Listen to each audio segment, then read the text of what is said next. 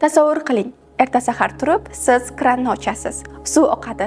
Har bir tomchi hayotning kichik mo'jizasi. Siz ko'rmayapsiz, lekin har bir tomchida millionlab odamlarning, hayvonlarning va tabiatning hayoti yashirin.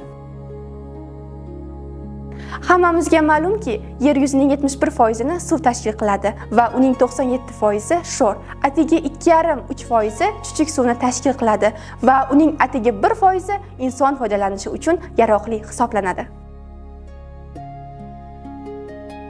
Bugungi kunda dunyoda 2 milliard odam xavfsiz ichimlik suvsiz yashaydi. 3,5 milliard odam bo'lsa sanitariya tizimisiz. Har yili dunyoda 2 millionga yaqin odam vafot etadi. Bularning sababi esa suv tanqisligi. Ulardan 60% bolalar. Suv insoniyatning yuragi. Qishloq xo'jaligi chuchuk suvning 70%ni, sanoat 20%ni, uy xo'jaligi 10%ni tashkil qiladi. Ammo samarasiz sug'orish va noto'g'ri boshqaruv tufayli 60% gacha bo'lgan chuchuk suvni biz yo'qotamiz.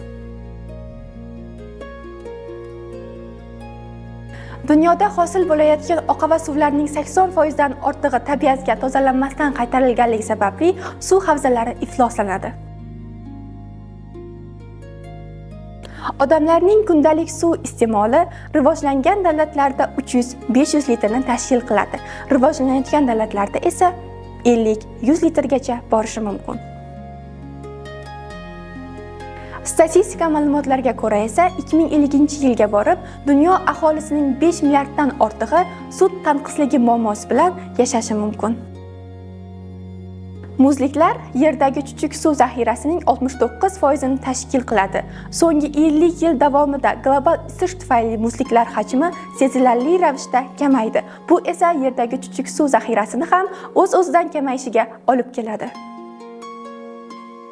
Har birimiz hayotimiz davomida yashirin suvlarni ham iste'mol qilamiz. Ya'ni 1 kilogramm go'sht yetishtirish uchun 15 ming litr suv sarf qilinadi.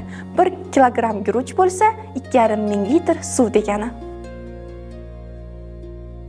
Hozirgi kunda dunyo bo'yicha ishlab chiqarilgan oziq-ovqatning 30% isrof bo'ladi. Bu esa 250 kilometr kub suvni isrof bo'lishi degani. Olimlarning fikriga ko'ra 2030-yilga kelib suv talabi mavjud ta'minotdan 40% ga oshishi kutilmoqda. Har bir tomchi bu statistik fakt, har bir isrof esa global xavfdir. Demak, har bir tomchi suvni asrash bu insoniyatni asrab qolishdir.